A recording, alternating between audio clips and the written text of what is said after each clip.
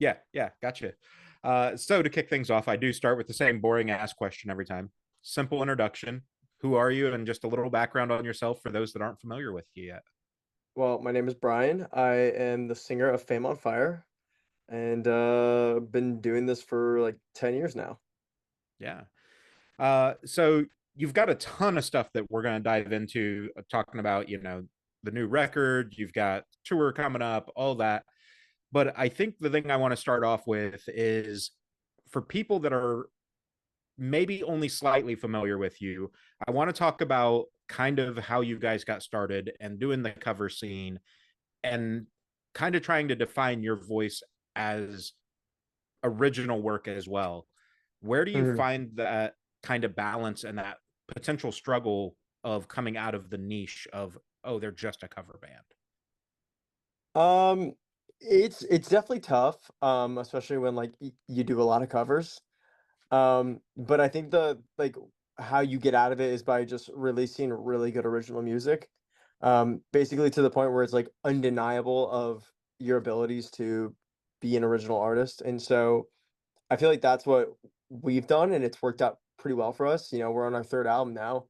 Um, but it's like, that's what makes it hard is like just like you have to prove yourself. You almost have this like bigger stigma to you because you've done covers, because that's what you're known for. People don't expect you to come out and actually write really good original music.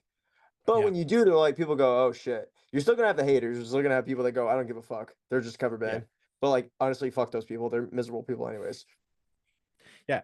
Totally agree. And I think that's a great kind of point because I think, you guys and Our Last Night is the other band that comes to mind as far as like, for whatever reason, people will not let go of the fact that both of you guys started out as primarily cover artists, and they're like, oh, but they can't write their own music. And then you show songs, and they're like, well, but that's just one. And then you show another, and they're like, well, that's just Yeah, one. it's always you give a mouse a cookie. It's they just always want more and more and more. And like fuck those people. Like who gives a shit? Right. Like your local hardcore critic, who gives a fuck what they have to say? Like Yeah. they're a loser anyways. Yeah. Absolutely agree. And I think the big difference too, though, like with the way that you guys do a lot of your covers, is it's not the traditional cover. It's more of a reimagining for a lot of the stuff that you do. And that That's to me is it's literally everything. Every time we do a cover, it's like if a DJ was to do a remix, it's cool. But but Fame on Fire does a cover and like we completely change it. No, that's you're ripping it off that artist. That's not cool. It's like yeah, the standards in this industry make no fucking sense. Because yeah, like honestly, like you want to talk about like fucking talentless shit, like literally these people hit a space bar and then jump around on stage. Like yeah, what the fuck? Why are you coming at us for? yeah. And that's exactly the point I was going to make. It'd be different if you truly were just playing the cover, right? Like I got the Yeah. tabs, we're sticking to the exact song, but not I'm sure there's probably one. None of the songs that I've heard from you guys are a exact copy of this is that song. Totally. I mean, even the songs, there's like anytime we do a rock cover, that's where you get kind of like murky, like you get a little Yeah. close. Like the drums are gonna be different. Like we're gonna try and do the best we can to like reimagine it. Like we definitely did a reimagination of like Kryptonite by Three Doors Mm-hmm. Down. We changed the key. Like Yeah. we changed every like we made it a like in the harmonic minor. We made it just extremely weird of a song. Um and but and we made it very orchestral based, but then we've done covers like Numb from Linkin Park where you can't do too much Right. about that. um but like it's just a song that we really love, so yeah, sure, we covered that one. But other songs definitely, like the word would definitely be a reimagination or like a remix of it, because it's not just a flat out cover.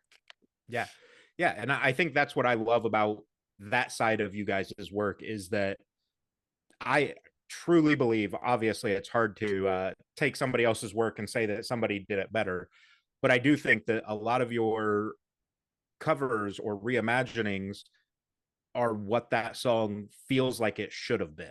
You know what I mean? So, like, Yeah, if this was a rock song, this is what that should have been.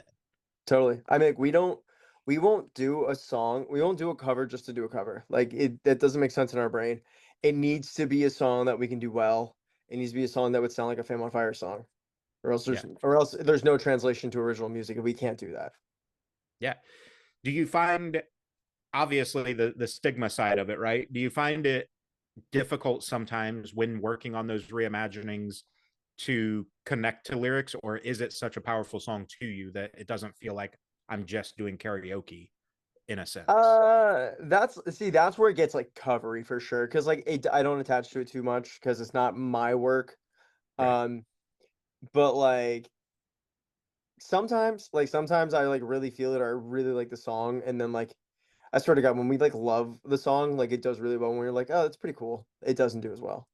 Right. Like that's just kind of how it's always been. Like I remember we were doing Without Me, and like I was like, yo, this song's so fucking sick, and Yeah. like that's like our biggest cover ever. So there's Yeah. that. Yeah. So let's talk working through that transition. Obviously, I assume anyway, that you've always wanted to be an original, band, an original music artist. What was it like for you guys as you started taking those steps to like really define Fame on Fire is not strictly a reimagining band. Here's where we want to be ourselves. Um, you can say cover, by the way. I don't care. Like I'm not gonna get offended by that. Yeah. Because they're at the end of the day, it is still a cover regardless. But what was the question again? I'm sorry. So like making that transition and identifying like we're already kind of pigeonholed into the cover band thing, Right. but we know where we want to go. This is how we're going to define it. Yeah. It's definitely difficult, but like I said, you just gotta write really good music. Like if you fucking make it good and sound good and like look good, there people will come and people will pay attention. There's also a lot of people that truly don't give a shit what you do. They're just a fan of your music and your art and your abilities to sing, play guitar, play drums, and just like create music overall. So there's people that you just get fans of and they fucking love everything you do. And then there's people that you have to win over, like the more critical people where it's like you need to release really good music. And then they're like, oh, this is actually pretty good. Yeah. For those kind of gatekeepers that have tried to keep you out of the scene, um, have there been any moments where like you've recognized that okay, we're breaking them down, like they have turned on you, or you know, I imagine there's probably promoters as you guys have been coming up where hey, we don't need a cover band, and then like all of a sudden they're oh, we want you guys here. Yeah. There was one promoter, Mike Zemer. He can go fuck himself. I'll never play one of his fests again.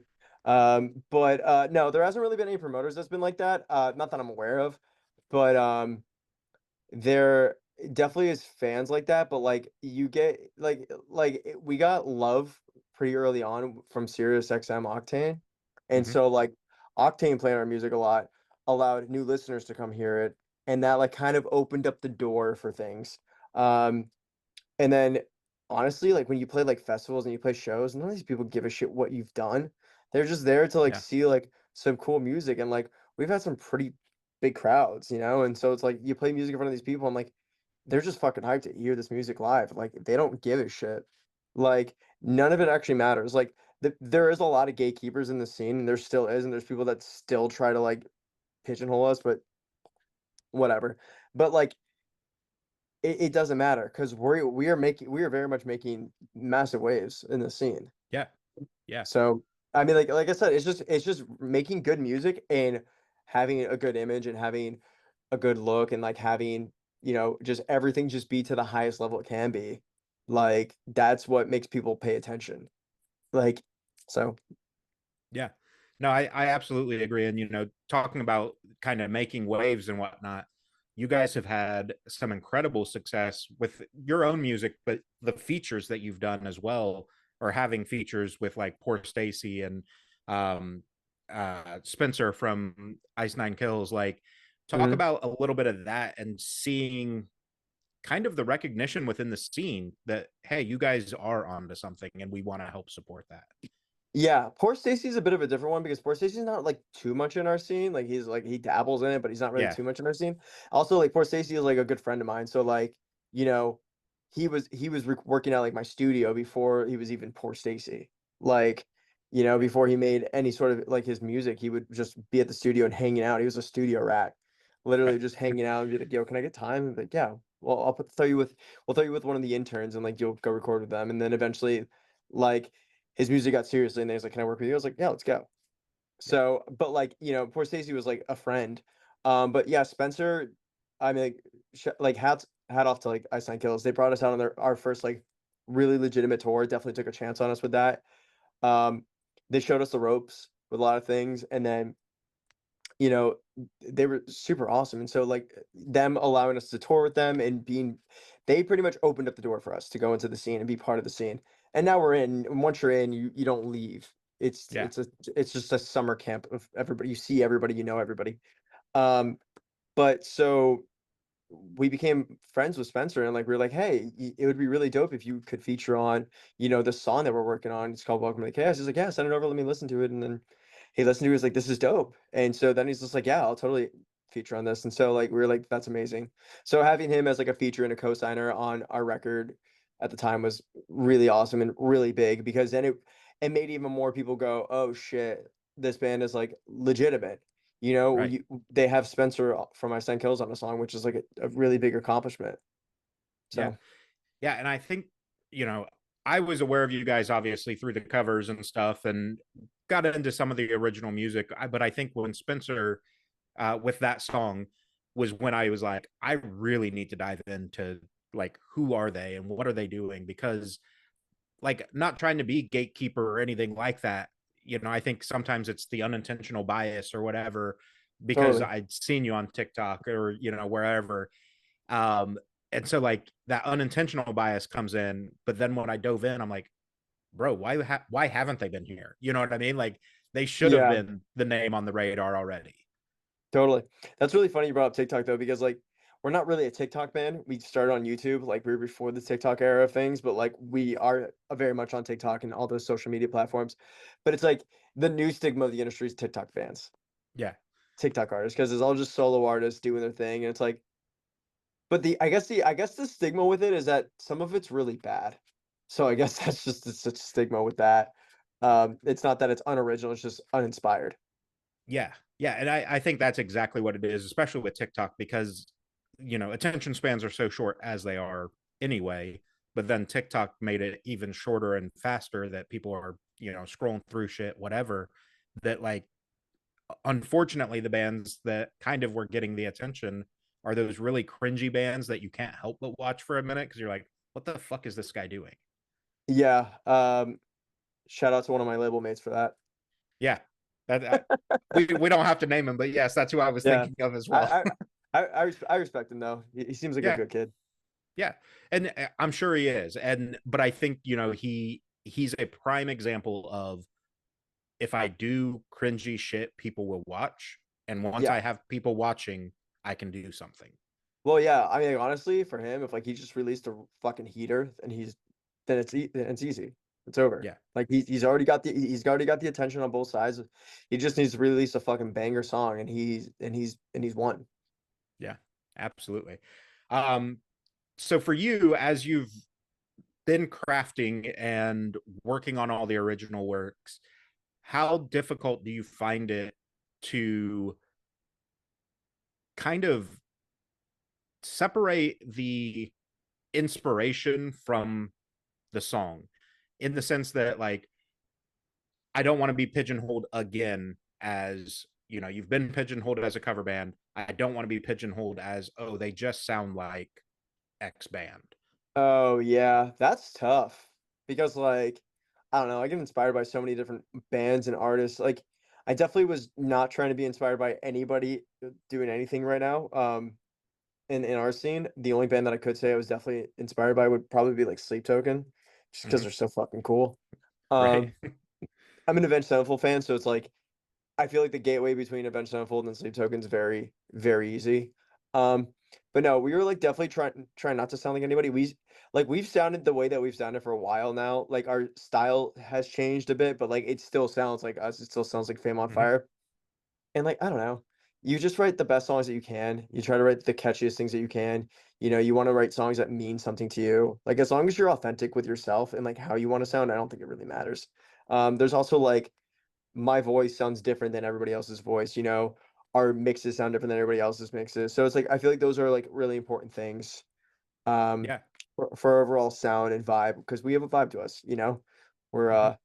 there's also this thing I swear it's like a Florida vibe because like Wage War has it too. And there's Yep. just like we're just like kind of disrespectful in our music in a way, but it's like cool. But and I'm glad you brought up that because I've said I've had a ton of Florida artists on the podcast over the last like year. There's something in the water down there. Like the Bro, we Florida got scene attitude. We is got attitude issues. insane. We Yeah, got attitude like problems here for sure. Like talk we're a just like little we're dirty. Like we're just I don't know. We don't give a fuck. We literally don't fucking care. Like yeah, we well don't care. there's the joke But that you guys are like America's basement, right? Like you're kind of damp, you're just a little dirty, like yeah, we will like we'll be as like we'll give you what you give us, right? Like that's how we kind of are. We're not going to give you any more. We're not going to give you any less. That's just kind of like the Florida style. But I don't know. I absolutely love it. Like there's just such an attitude associated with Florida, and like I always feel so proud about it, especially when we're like in LA, where everyone's so wimpy in LA, yeah, where like everyone's like scared to upset anybody, and we just don't give a fuck. yeah, Like, and like that's like we're gonna, you know, basically the way that Ronnie Iraqi is, he might as well be Floridian. right. Yeah, That's because it just like makes sense because like that's just how we are. Like we don't care. We're gonna just be, you know, ourselves and not really apologize for it. yeah. Well, and I think, outside of the music scene, especially in Florida, like it's such a diverse state as far as like ethnicities and stuff like that that Oh yeah. if I only tried to tiptoe and not offend anybody, I'm never going to be able to do or say anything. So like we all have to get that thick skin. Oh, totally. I think that yeah, it's very much it's the not thick skin is like very I don't want to call it the States because they won't like me, but it's not a Florida thing. Florida does not give a fuck. Yeah. Like and yes, yeah, you're right. There is a lot of diversity. There's a lot of different people here. Uh, you know, and that's just how you grow up. You grow up like knowing that everybody's on equal playing field here. Like and it's totally fine. Like everyone's doing their own thing and it's totally fine. It's totally cool. Like we don't have to Yeah. be scared of anybody. Yeah. Talk a little bit about the Florida music scene specifically. I've talked to Felicity, who's blowing up. You guys are blowing up. Dark Divine is killing it. Wage War, like, what is it about that scene that seems to just be absolutely eating up the industry? Damn, I didn't really think about that. I love Dark Divine. Those are like my friends. Um, I I don't know. I just think there's like, it's just like we're just authentic. I honestly think it's just like comes down to like, you know, being authentic and just being yourself and really doing what you want to do. Because that's how we all are. That's how Wage War is. That's how their new record is. Like it's like Wage War didn't make that record for anybody but themselves, you Yeah. know. And I think that's like truly fucking awesome. And I feel the same way about like Dark Divine. I don't know the other band, but like we're just like I don't know. There's something in the fucking water here, and like we're just ourselves. Like we're just like Yeah. we don't pretend to be anybody else. And that's the thing that people do in LA all the time is that people in LA they go out there and they write music and they want to be somebody else. Just be yourself. Be yourself and you'll be successful. Yeah. I think that's solid advice because I think you're right. I think a lot of times, obviously, you're influenced by what you surround yourself with, right? Like, that's just how Hmm. life works.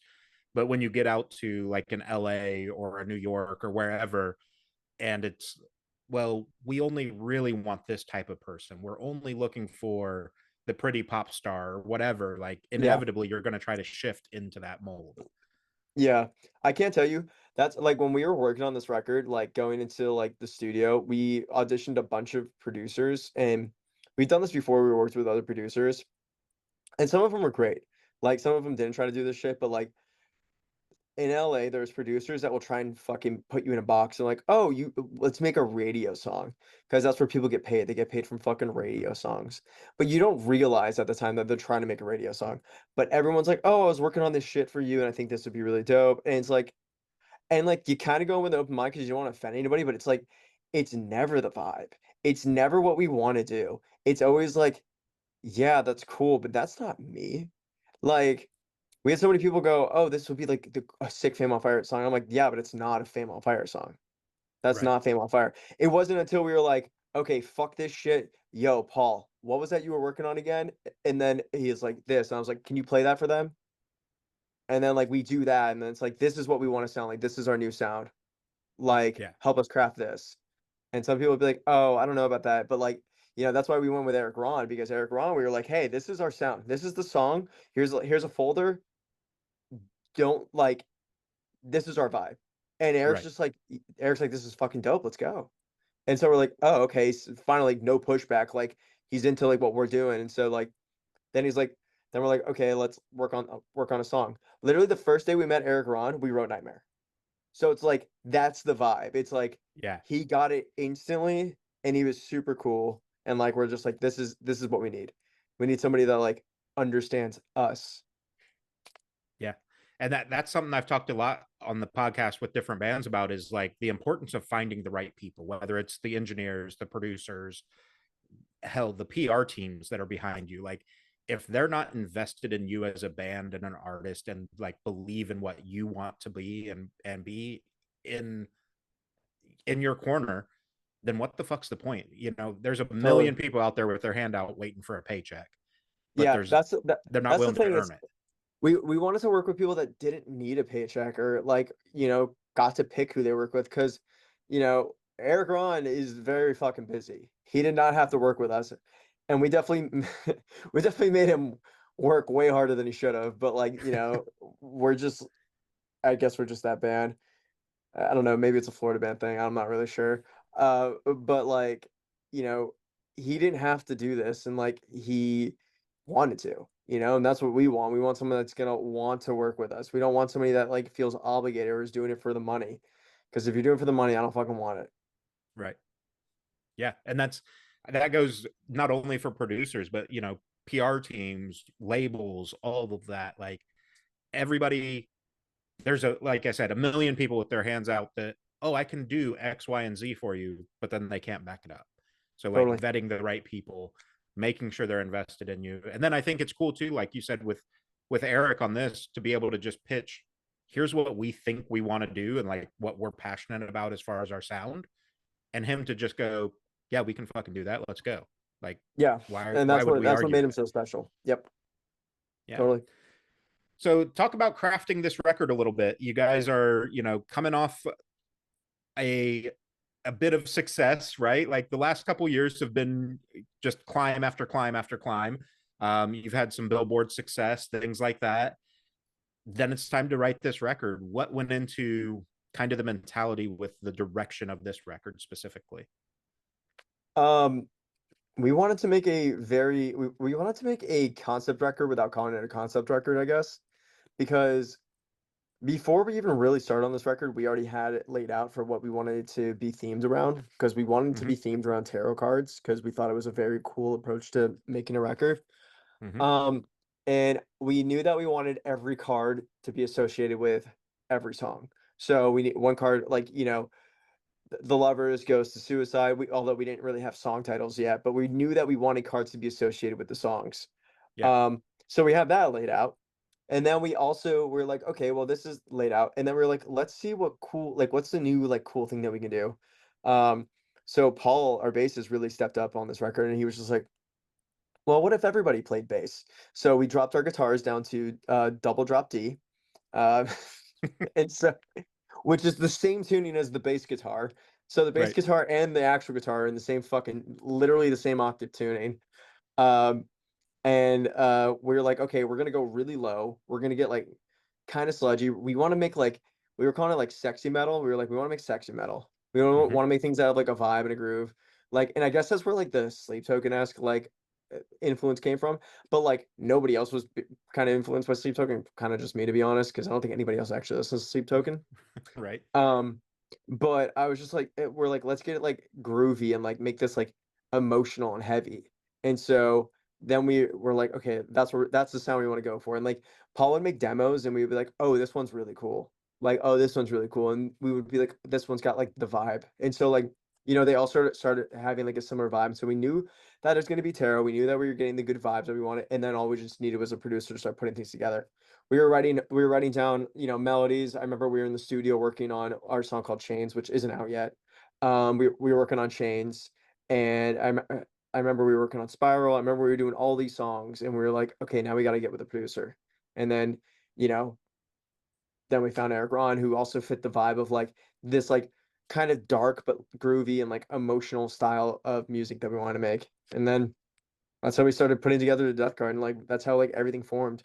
We went to LA. We wrote for like 3 weeks with him, and it was like 3 or 4 weeks, and then we went on tour, and then we came back and wrote for, and then we recorded for like 2 weeks. Just fucking Yeah. blasted out. That sucked, by the way. Recording an album in 2 weeks is fucking brutal. Yeah, I bet. Um, I like that you said it's a concept album without being a concept album, because I think that's another thing where some bands get pigeonholed, or there's a stigma around, like I love Coheed and Cambria, but we know that those concept albums of Coheed and Cambria are telling this really like cinematic story, and that's all cool, but then it's almost too niche and artsy for some people to enjoy because of it. It's detached from the personalities. Yes. That's Yeah, what it that's a is. great way to put it. Yeah, like when I write a song, it I don't give a fuck how egotistical this sounds. It needs to be about me. Like, why the fuck am I gonna write a song if it's not about me? Yeah. Like, and if you as a fan can sit there and relate to what I'm saying, then great.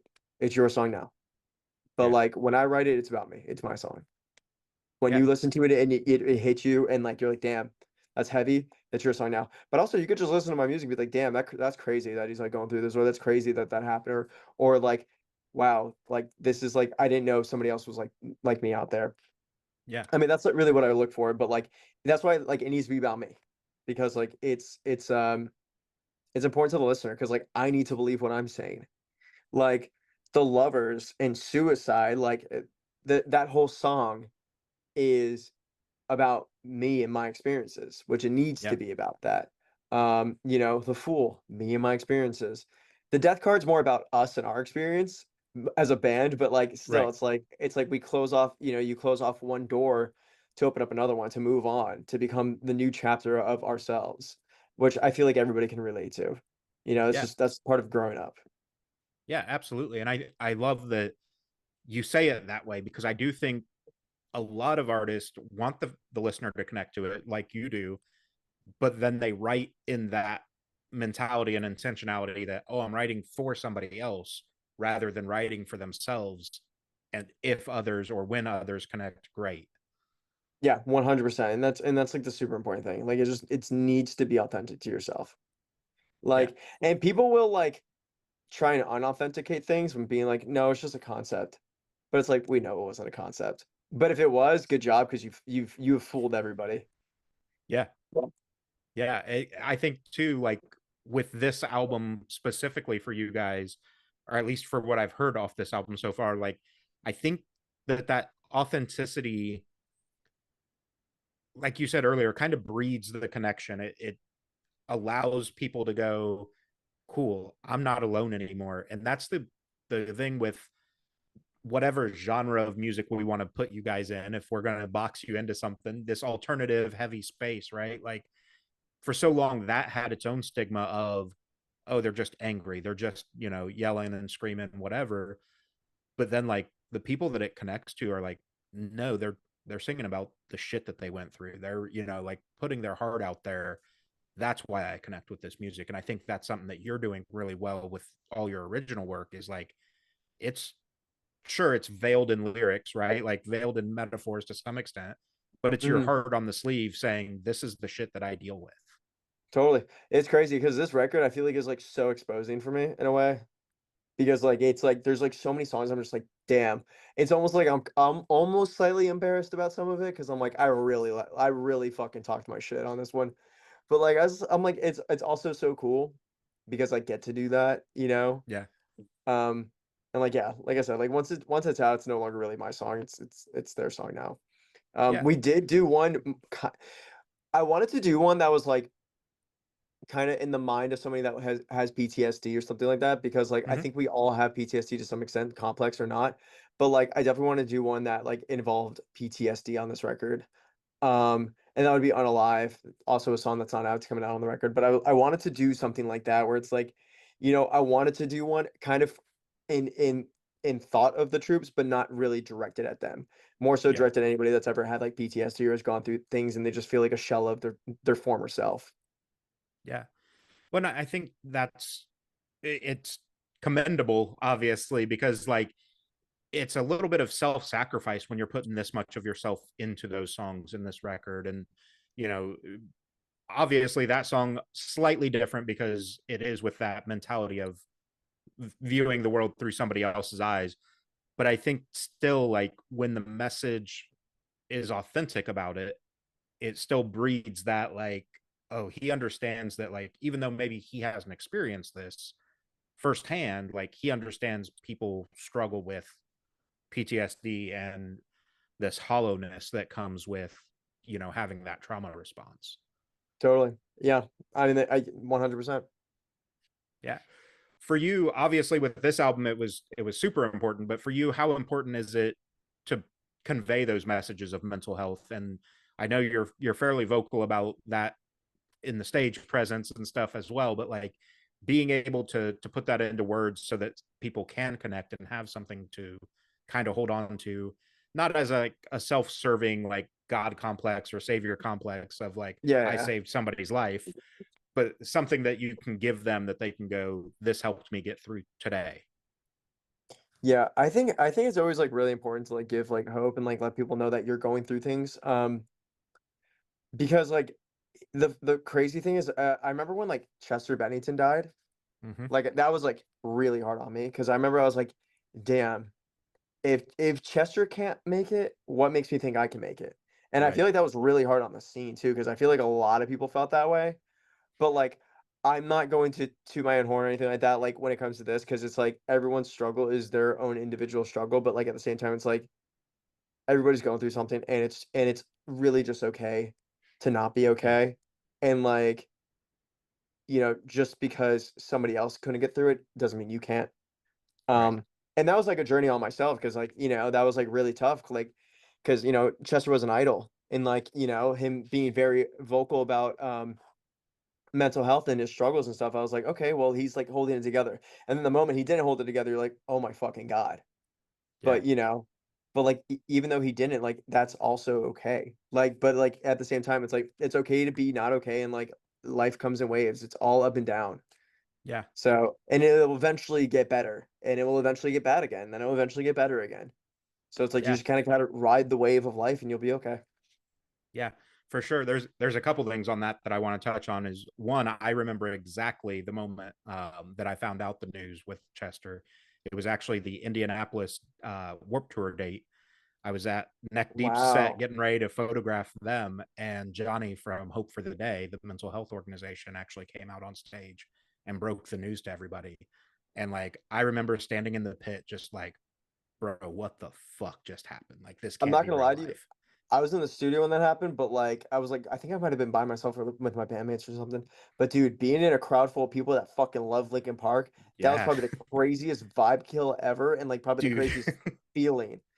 Like that Yeah, was probably like the most like I would probably like you could probably like feel the dread in the air. yeah. And then like A plus to him, Neck Deep comes out and plays their set and like does incredible, but like to have that just weight dropped on your crowd right before you come out, like it was insane. But That's brutal, um man. That's fucking yeah, it brutal. it is. The other thing was, like you said, things will get better, things will get worse. It reminds me of there was a podcast or whatever that I think it was Denzel Washington was on, but he says like in his life what he tries to remember is this too shall pass, and it applies to both the good and the bad. Like you could be on the highest high that you've ever been on, but this too will pass. Like it's just a Yep. matter of time. So I think that speaks as well to that importance of writing it out. Like this is going to be okay. Like you're going to have hills and valleys. It's all going to work out. And that's like honestly the most normal thing ever. Yeah. That is part of it. Like without the low lows, you can't really enjoy the high highs. So it's like I know we're all just trying to be like neutral, but if you really would just want to be fucking neutral, take fucking anti-anxiety medication or some shit. Right. There's definitely medicines out there that'll make you basically catatonic in your body if you want. Yeah, if you want to do that. For me, I choose to have emotions and feelings, and I love them, and they help me create cool art. Um, that's the one thing too that I did not mention. When I made this record, I was in a very dark headspace, but like I just go there. Right. Like Fred Durst says on the song "Out of Style," he says, "I would stay delirious for a record," and I'm like, that's literally fucking me. Yeah. I I like to be. I don't know if I like to be. I don't know if like is the proper word, but like I Right. just am a fucking miserable person when I'm making a record. And it's just a headspace I put myself into to really get out, I guess, all my demons in a sense. And then once Yeah. I'm out of it, I'm like, oh, this is like that's crazy. I felt that way. Like that's why I said I'm a little like embarrassed, like let it all out because it's like I don't feel that way right now.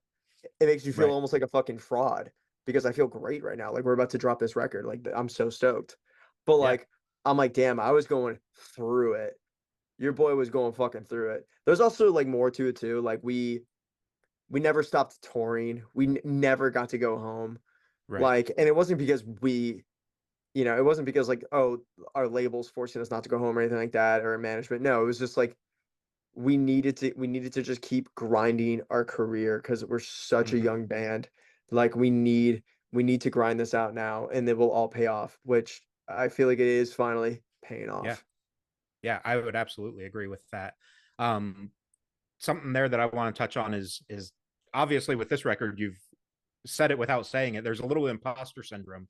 Do you find that with your art in general, like when you're getting ready to release songs and stuff, that maybe a little imposter syndrome creeps in about like, is this good enough? Am I good enough? Are they gonna like it? Or is it kind of just it's done, it's going out, I don't fucking care? No, there's so much of like, is it good enough? Like, especially when we were making it. I thought nothing was good enough when we were making it. It was like actually like I'm so hard to work with. Sorry, bandmates. But like it's like I just thought nothing was good enough. And like I was like, am I just settling? Like, am I just settling? Like, is Nightmare the best it can be? Are these songs like the best they can be? Like, but like I listen back now, I'm like, I'm so fucking stupid. I'm so stupid for ever doubting this shit. Um, but yeah, I do get imposter syndrome sometimes, where like sometimes I go like I'm just like this is like I'm like I don't even like how do I deserve this? I'll get on stage sometimes. I'm like, what did I do to get like deserve this? Like this is Right. like what the fuck? I was like, do I suck? Or like I don't know. Like it's just like there's so many times where just like, am I good enough? And like if people are there to see you, you are. Yeah. Like I don't know. I feel like we are, but like I feel like I'm probably always gonna have that kind of imposter syndrome. I think it's just part of being an artist, to be honest. Yeah. I mean, I definitely could see that where like, especially lucky feels like a bad word to use, but there is a little bit of luck to some of this, right? Like some of the tours that you've been able to be on and some of the guest spots that you've had, like being lucky enough to be in the right place, that the hard work has been there and proven. Um, and then you get these opportunities, and I can understand where you start questioning, like, have I done enough to be where I am now? Right. Yeah. I also like, I don't even know if I believe in luck because I feel like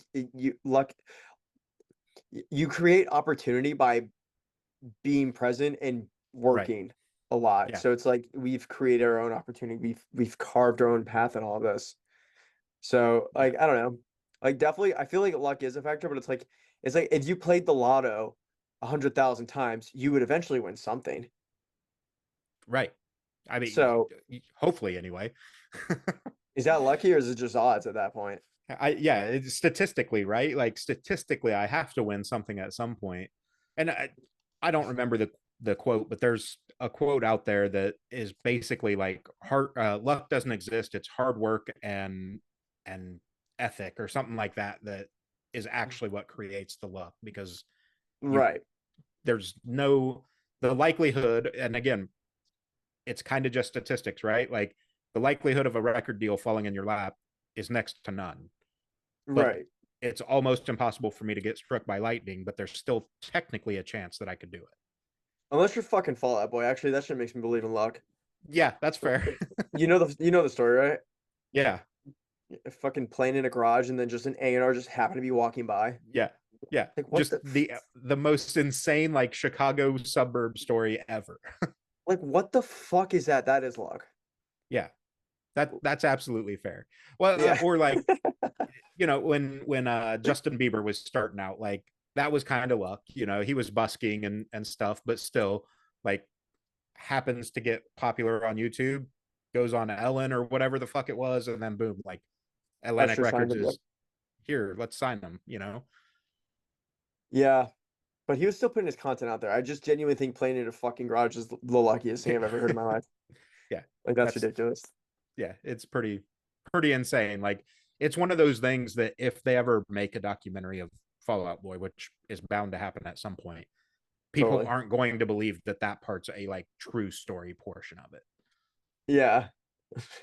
That's so funny. I love that. Um, so talking about the record still a little bit, as you guys were working on it, was there a song that was just like impossible to get right that, you know, obviously you said you struggled with a little bit of it yourself, but like was there a song that just we can't figure it out, or was there one that just came together so smooth that you were like, no, that can't be the final product here? I feel like Nightmare was one of the songs that came together so quickly. We were like, I was so skeptical of it. Yeah. Uh, there's also, I would say Chains, but like Chains was like weird because Chains, we wrote two choruses for, and we didn't know which one was better. Like, there's gonna be fans that know about this and were part of this, but like we were so torn on Chains, and this is before we even got in the studio with Eric on. We were so torn on this song.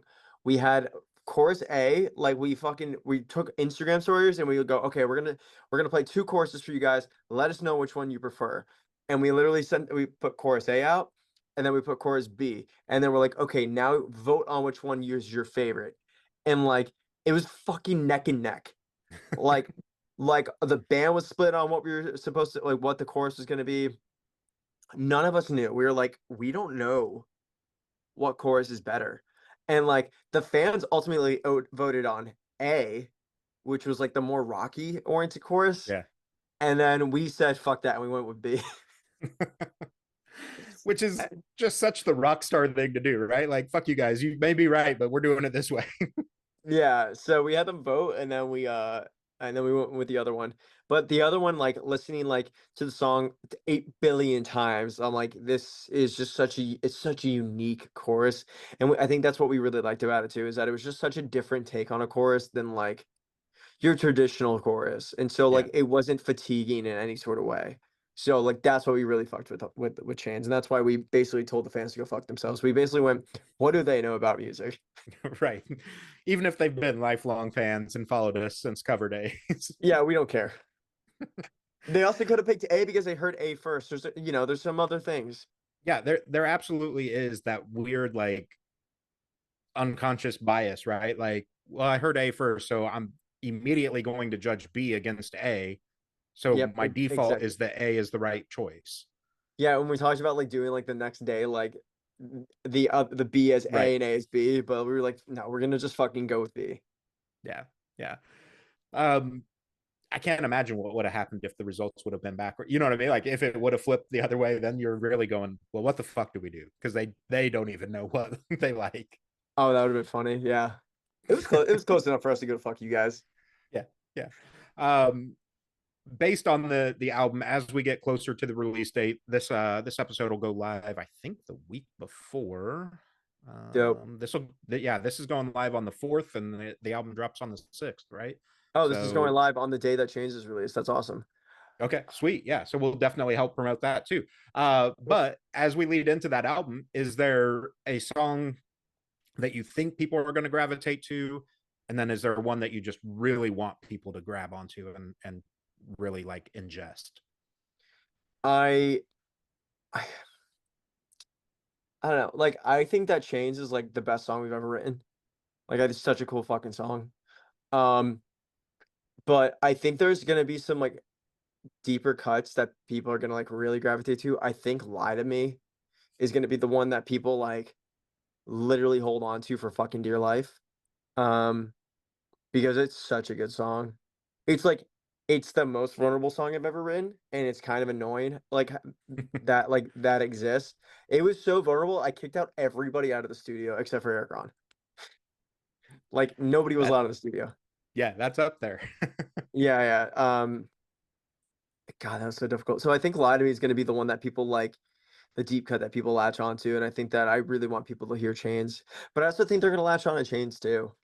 Yeah. Um, yeah, I don't know, those are the 2 songs I'm really excited for. There's a lot of really good music on the record. There's a lot of really good lyrics, like, a lot of, like, really good meanings, a lot of, like, deep things, and, like, I don't know. Everyone's gonna latch on to something different. I know people might really like Unalive. Unalive is a great song too. Uh, I don't know. I really don't know. I think there's gonna be something for everybody. Yeah.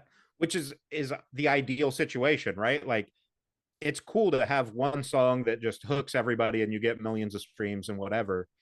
But for me, I think it's much cooler, maybe not financially, but it's much cooler when you look at an album on Spotify and like every song is basically a flat line, even with streams and whatnot. Because then you're like, oh, people fuck with this front to back. Like it's cool.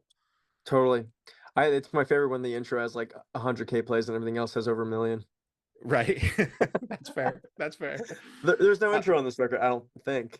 I don't remember. No, no, there's not. Based on the track listing, I'm going to say no. The Death Card, No Tomorrow starts it off. So, Yeah, that has an intro though. oh, okay, that's fair then. Yeah, you guys can't skip the intro now. Get fucked. Yep, yep. Um, so for me, I'm one of those people. I'm very anal about this. I try to get all my friends to do it, and they don't. But when an album drops, front to back, I have to listen to it top to bottom at least 3 times. How important is that for you, especially after crafting something this vulnerable? Is the story cohesive enough that they need to listen to it in order, or can it be jumped around? No, it can be jumped around. It can be jumped around, but also like at the same time, it's like, why not? Like Yeah, we put it in a very specific order. So right. like we chose the order of when it went. It wasn't some random shit. We chose the order, we curated it in that sense. But like, if you want to listen to it fucking back to front or just, 5, 1, 4, 9, if you want to do that, like go be my guest. But like, I don't know. Like you can make your own playlist of the album. But like I think that like the way we set it up, I think it's definitely good to listen to it from start to finish, but like you don't have to. But it would Yeah, be cool. It would be cool yeah, if you want to get inside of like the mind of us and why we put it in that order, then go ahead. yeah. And that, I mean, again, that's my view on it. Is like I prefer it that way. I usually do it the whole way through 3 times. The first one's that surface listen just to see kind of what hooks you. The second one, you start like analyzing stuff, and then the third, you're like, what the fuck's he saying? Like, I want to be invested in the words. Totally. And I've got some friends that'll do it if I tell them to, but most of the time they're just like, "Hey, did you hear track 7?" I'm like, "It dropped 4 minutes ago." No, I haven't heard track 7 yet. Like, Skipping every song until they hear something that like intrigues them right off the rip. exactly, yeah, that hooks them right off the bat. So, That's so funny. um, yeah, so you guys are dropping the album on the 6th and then hitting the road on the 26th, heading out with Wage War, Yes. Era, and Throne. Talk about the insanity that this tour is going to be because I mean, Wage War alone puts on an insane show, and then you have Era kicking it, back in the teeth. You guys and Throne, like, what's what can people expect out of this? Well, people can expect that we are oh sorry. You're fine. People can expect that we are going to be not the heaviest band at all. Um where did this go? And we are yeah, we're like the warm-up band. We are not gonna be the heaviest at all. But that's okay. I think that we're just gonna play our best music that we can. Yep. Um, and also our set list isn't long enough where we can't play everything we want to play, but like it is what it is. It's part of the game. But I'm fucking stoked. I'm stoked to like watch Throne, Era, and Wage War every night. I'm Yeah. stoked to like hang out with the boys because like, you know, Florida boys. Uh so like I'm really looking forward to like all that shit. I think it's gonna be a really fun tour. It's gonna be a fun tour. I think it's gonna be a insane tour too. I think that all these shows are gonna be like, if not sold out, very close to being sold out. But yeah, and you guys are hitting like some really dope fucking venues. I mean, you've got the Fillmore over in Denver, you've got uh, the Fillmore in Philly and Maryland as well. I mean, House of Blues, like you guys are hitting some of these places that are kind of on the quote unquote icon list, for a lot of bands where like Totally. this is the show that broke us, playing at the Fillmore changed our lives because of whatever. So I think it's really cool because you're getting to, not that you haven't experienced some of these venues already, but you're getting that exposure again with a whole new set of fans, That's the big between thing. like Wage War and whatnot. It's a whole new audience. It's a whole new audience this time around. It's the audience that doesn't.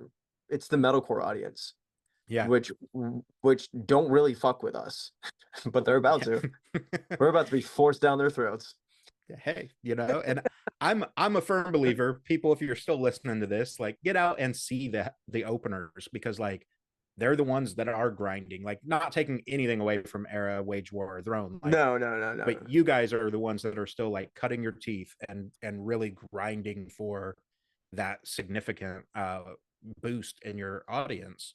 um Looking at the list, I think October 2nd, you guys are in Cincinnati. That's probably the show that I'm going to talk to the team about getting out to, because I'm stoked for Make it that. happen.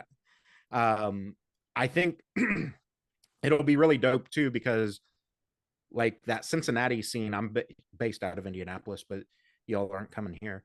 So Sorry. it's no, it's absolutely fair. Based on the markets, it's totally fair.